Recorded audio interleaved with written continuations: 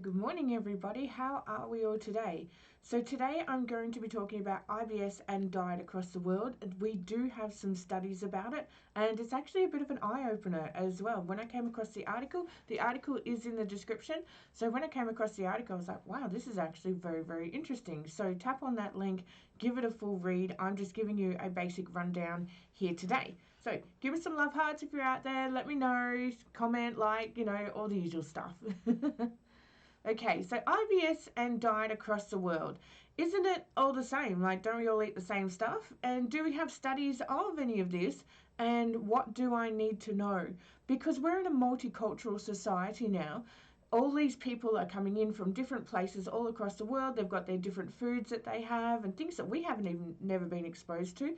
So you've got all these wonderful products and people coming all through around the world. And all of a sudden it's like, wow, they have different things that they eat to us. So is there a link to any of this? How does it work across the world? So since October 2017, we've run 18 successful events all across Australia. We have trained over 170 people in the IBS hypnosis protocol. I'll sign you off for that. We've also released the IBS hypnosis protocol for people that are outside of Australia, and we will be in New Zealand in November. So Melbourne was awesome, Adelaide was fantastic, Sydney had an absolute freaking blast. Perth is up next. Now Perth is only like a couple of weeks away. We only have 4 tickets left. So if you want to get on to Perth, then please do, because once we sell those 4 tickets, we are capped for safety reasons.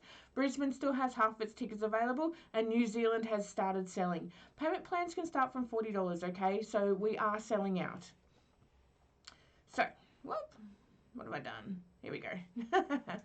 So, IBS across the world. Let's have a chat about that, okay? Let's help out. So, in Asia, rice, baked beef, and spicy vegetables.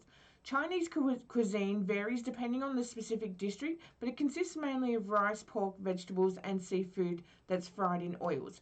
In Southeast Asian countries, the diet is based mainly on rice, spicy curry with fruits and meats, while India has wheat or rice, milk, spicy curry, and meat are staples.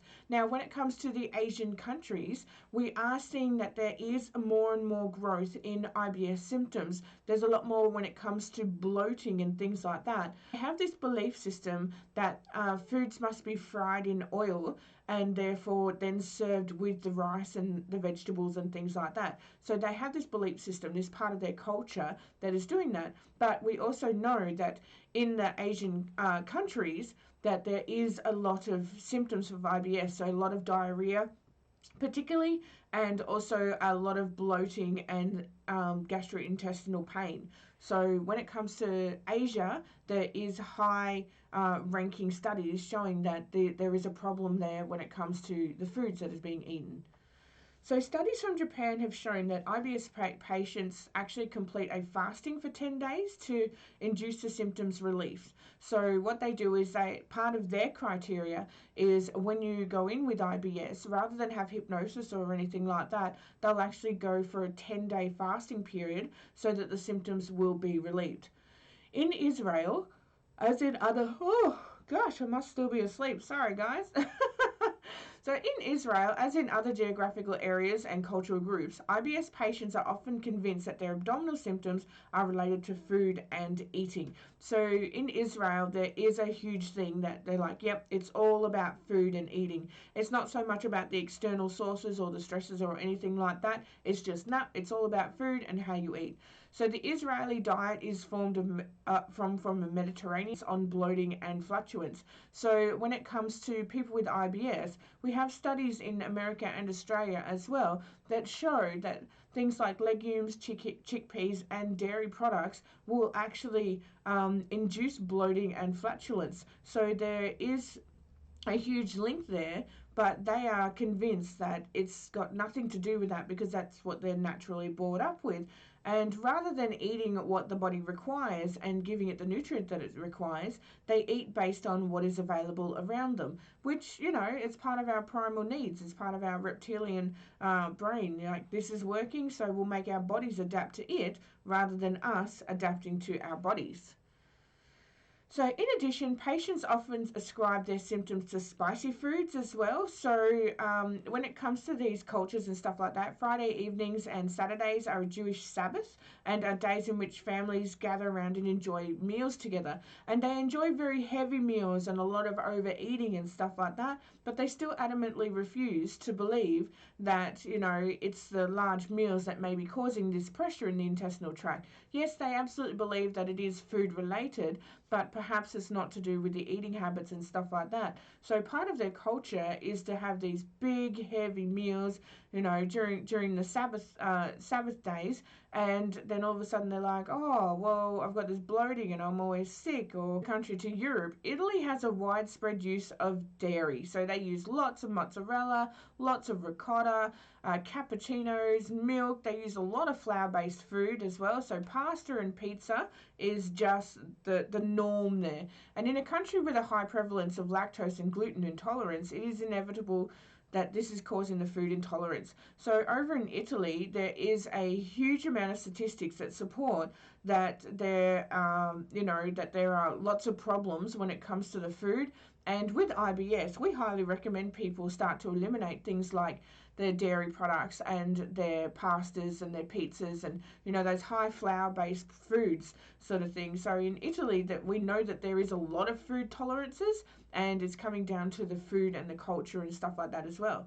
In Greece and Croatia, the diet is traditionally and predominantly based on meat, bread, potatoes, saturated fats, and vegetables.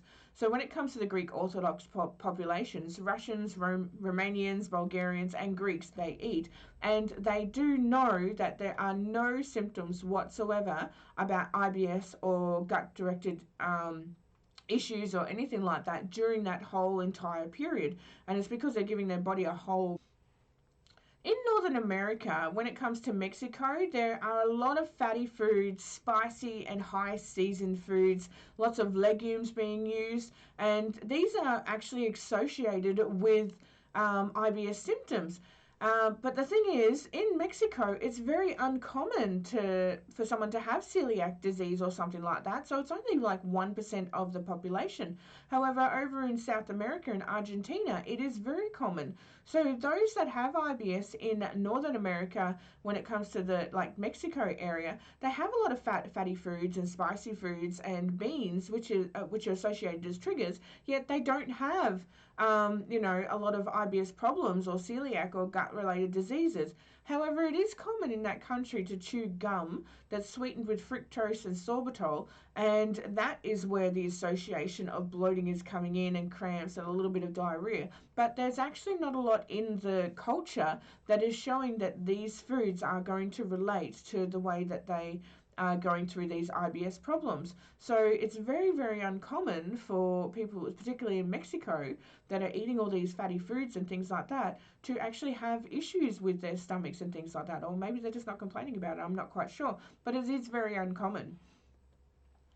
Across to South America, in Brazil, the largest country in the region, the food type's mostly blamed for triggered event, but is rarely used in southern states because it's used to cook heavy foods. And many of the beliefs of these people, when they are brought up, it's very taboo, and it's passed on during the generations. So for older people, they'll actually tell the younger generation that it's taboo to eat heavy foods. Watermelon ingested with wine provokes ingestion. Fried eggs at dinner are dangerous for your health. Fat, pork, and chocolate are bad for the liver. So they have these belief systems that they pass out down through the generations, and they actually have high issues when it comes to IBS and things like that. And that's because they're passing down these belief systems from one generation to another without any really substantial evidence. And the thing is, over in South America, particularly in Argentina, there is a huge amount of people that are suffering from IBS and gut-related issues, yet there's no studies being done in that area. So, they did more studies in Mexico where there was showing that, there's no trigger, no relationship, yet in Argentina they didn't do it, and that was where the crux of it really, really was going through. So it's very interesting to to read about this stuff and find out what some of these belief systems are that are going through, because that's what hypnosis is working with. It's working with the belief systems. It's the external environment with the internal representation. So, is it worth mentioning? So, in conclusion, no matter where you live or what you eat, diet is related to IBS symptoms, but it is possible that the food intolerances may play a role.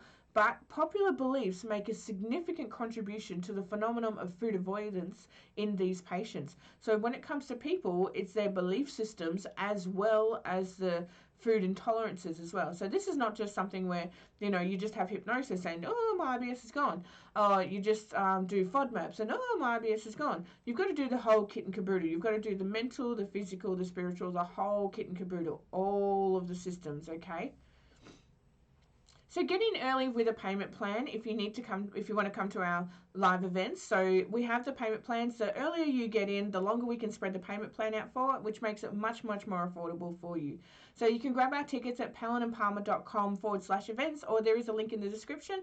Please join me next time. I'm going to be talking about travel and IBS. It's amazing some of the survival guides that are actually available, and they're really not helping the situation. So otherwise than that, go and have an awesome day, everybody. I will see you in the future. Any questions, drop them into the comments. I'm more than willing to answer them. See ya! Mwah.